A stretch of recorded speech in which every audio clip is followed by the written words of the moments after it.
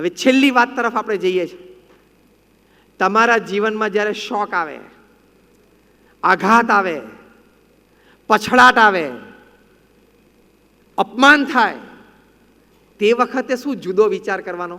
સામાન્ય વ્યક્તિ શું વિચાર કરે કે આણે મારું અપમાન કર્યું ને, હવે હું જોઈ લઈશ. આ રૂટીન વિચાર. જીવનમાં કંઈક આઘાત આવે ને એટલે ડિપ્રેશનમાં જતો રહે, આ રૂટીન વિચાર. જીવનમાં મોટી અસફળતા આવે એટલે કે નિષ્ફળતા આવે તો હવે મારાથી આ નહીં થાય એવો વિચાર લઈને બેસી જાય, એ રૂટીન વિચાર. પણ થિંક ડિફરન્ટ. જ્યારે અપમાન થાય, પ્રતિકૂળ પરિસ્થિતિ ઊભી થાય, જ્યારે જીવનમાં સેટબેક આવે, ફોલ અને ફેલિયર આવે, શોક આવે, ત્યારે શું વિચારવાનું? એ પણ આવા મહાપુરુષો પાસેથી શીખવાનું. થોમસ આલ્વા એડિસન, જેને આપણને ઇલેક્ટ્રિસિટીની લાઇટ આપી, એક દિવસ રાત્રે આગ લાગી હશે, સવારે એમને સમાચાર એમના પડોશી આપ્યા કે તમારી આખી ફેક્ટરી બળીને ખાખ થઈ ગઈ. એ સ્થિર રહ્યા. બ્રશ કરતા કરતા ત્યાં પહોંચ્યા, ઘરેથી ચાલતા ચાલતા ત્યાં કારખાને. નાનો એનો 5 વર્ષનો દીકરો તો એની આંગળીએ લઈને, અને જોયું કે રાખનો ઢગલો થઈ ગયો. સ્થિર રહ્યા. નાના બાળકને કહ્યું કે જ્યાં તારી માતાને બોલાઈ આવો, એને થોડી ઘણી રખ્યા જોઈ છે વાસણ ઉટકવાની, પણ આટલો રખ્યાનો ઢગલો એને પણ જિંદગીમાં ક્યારેય જોયો નહીં હોય. લાવ દેખાડું. કેટલી સ્થિરતા કહેવાય માણસને. તો નાનો છોકરો તો ઘરે જઈને મમ્મીને બોલાવે, પપ્પા બોલાવે છે ના, અને એમના પત્ની જોયું કે આપણી ફેક્ટરી બળી ગઈ, અને એ તો લગભગ આઘાતમાં આવીને પડી જ ગયા. થોમસ આલ્વા એડિસને એમના પત્નીનો હાથ પકડીને એમને બેઠા કર્યા, સ્થિર કર્યા, અને પછી એ રાખના ઢગલા સામે જોઈને અદ્ભુત વાક્ય બોલ્યા જે ઇતિહાસમાં કંડારાઈ ગયું. જો થિંક ડિફરન્ટ. આપણે હોઈએ એ વખતે તો હું તો મરી ગયો, હવે પતી ગયો, મારું નસીબ જ આવું છે, હવે 10 વર્ષથી બેઠા નહીં થઈએ. કોઈ પણ માણસ, આ રૂટીન વિચારો છે. અને અત્યારે તો ઇન્સ્યોરન્સ કેટલો આવશે, ઇન્સ્યોરન્સ કેટલો છે, એવા બધા વિચારો. જે કંઈ શરૂ થાય એ શરૂ થાય. Thomas Alva Edison think different. એમને કંઈક જુદું વિચાર્યું. એ એટલી મોટી રાખના ઢગલા સામે જોઈને એમણે વિચાર કર્યો. પછી ઉપર જોયું ભગવાન તરફ. પહેલું વાક્ય બોલ્યા, થેન્ક ગોડ. ભગવાન તમારો આભાર. શું માણસનું કલેજું કહેવાય. Think different. ભગવાન તમારો આભાર. બીજું વાક્ય બોલ્યા, for burning down all my mistakes. મારી જે જે કંઈ ભૂલો હતી ને એ તમે સળગાવી દીધી ને, એટલે તમારો આભાર. અંદર ભૂલો નહોતી, એમના પ્રયોગોનો રેકોર્ડ હતો કે આ પ્રયોગ મેં આ કર્યો પણ મને આટલી સફળતા મળી, હજી જોઈએ એવો પ્રકાશ ના મળ્યો, તો આમાં હું અત્યારે ટિટેનિયમ ઉમેરું, કોપર વધારે ઉમેરું, પર્સન્ટેજ એને વધારે કરું. એ પ્રયોગનો રેકોર્ડ હતો.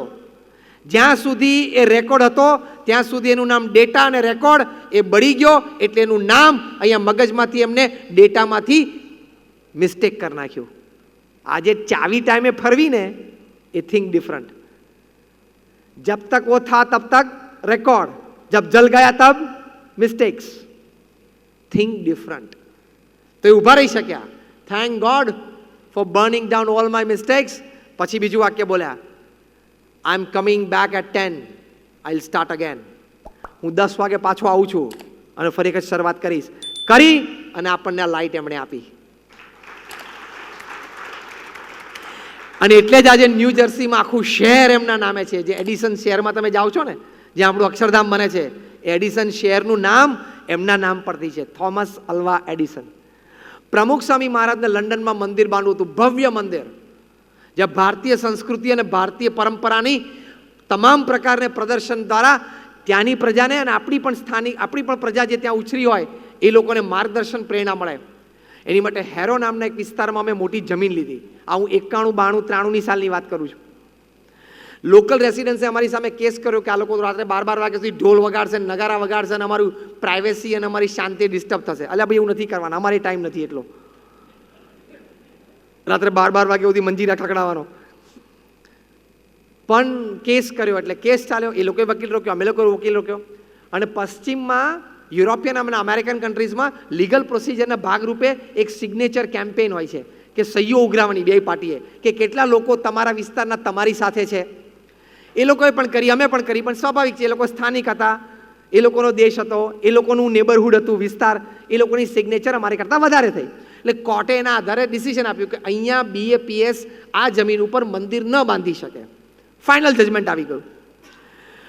ત્યાંથી અમારા ટ્રસ્ટીઓએ પ્રમુખ સ્વામી મહારાજને ફોન કર્યો કે સ્વામી આપણે કેસ હારી ગયા અને આપણાથી હવે એ જમીન ઉપર કોઈ બાંધકામ નહીં થાય.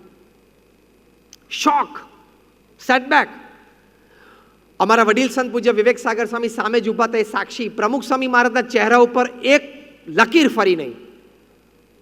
પ્રમુખ સ્વામી મહારાજ બોલ્યા પહેલું જ વાક્ય, જેવી ભગવાનની ઈચ્છા. અમે તમને થોમસ આલ્વા એડિસનની વાત કરી અને આ પ્રમુખ સ્વામી મહારાજની કરું છું.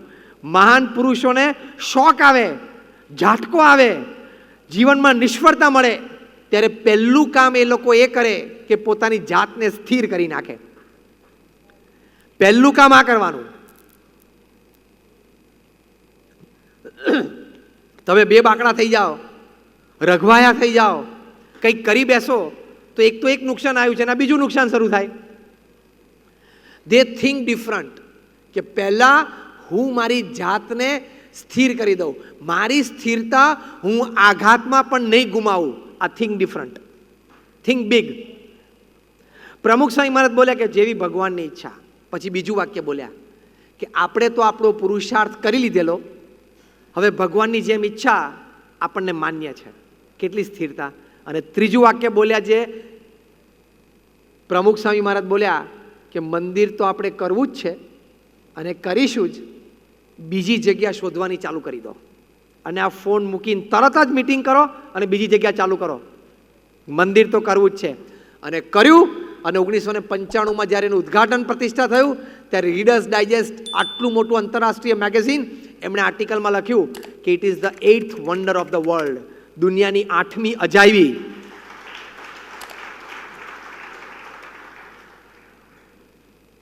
કારણ કે આરસ ને પથ્થર ને બધું યુરોપથી કંડલા આવતું હતું, કારણ કે આપણો આરસ ને પથ્થર ત્યાંનો બરફ સહન ના કરી શકે, ફાટી જાય. ત્યાંથી તમારે લાવવું પડે કંડલા, કંડલાથી રાજસ્થાન જાય, ઘડાય, પાછું કંડલા આવે, પાછું શિપમેન્ટ જાય. અત્યારે આપણે વાત કરીએ છીએ પણ આજથી આ 35 વર્ષ પહેલા પ્રમુખ સ્વામી મહારાજે મેક ઇન ઇન્ડિયા પ્રોજેક્ટ કરેલો. આ માલ તમારો, raw material Europe, make in India and assembled in London. કહેવાય ને માસ્ટર સ્ટ્રોક.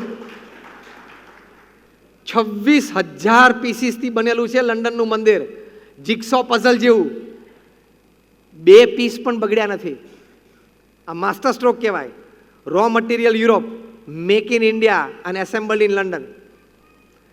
તો થિંક ડિફરન્ટ. સેટબેક તો આવશે, જીવનમાં આઘાત તો આવશે, પ્રશ્નો તો આવશે, નિષ્ફળતાઓ તો આવશે, પણ એમાં તમે હારી જાઓ, થાકી જાઓ, બેસી જાઓ, પાછા પડી જાઓ, રોવા માંડો, તણાવમાં આવી જાઓ તો તમે જીવન હારી જશો. કાયમ એમ નહીં વિચારવાનું કે મારી સાથે જ આવું થાય છે. થાય, ઇટ હેપન્સ. જીવનમાં આ વિચાર રાખવાનો, think different. A pet is also necessary and a slap is also necessary. જીવનમાં પ્રશંસા પણ જોઈએ અને શિક્ષા પણ જરૂરી છે. તો એક સારો દિવસ હોય ત્યારે આનંદ કરી લેવાનો, ખરાબ દિવસ આવે ત્યારે કંઈક શીખી લેવાનું, ફરી વખત આવું નહીં કરવાનું. બીજું શું? આટલું જ વિચારવાનું છે. This is called think different. ખરાબ દિવસ આવે ત્યારે રો તો એ રૂટીન થિંકિંગ. ખરાબ દિવસ આવે ત્યારે એમ વિચારો. ઘણા પ્રકારના ડિફરન્ટ વિચારો છે જેમાંથી તમે બહાર આવી શકો. એમાં એક આ વિચાર, ખરાબ દિવસ છે કંઈક શીખી લેશું, ખરાબ દિવસ છે ધીસ ટુ વિલ પાસ, એ પણ એક સરસ વિચાર છે. આ ખરાબ દિવસ પણ એક દિવસ પસાર થઈ જશે અને થઈ જાય છે, તો તમે સ્થિર રહી શકો.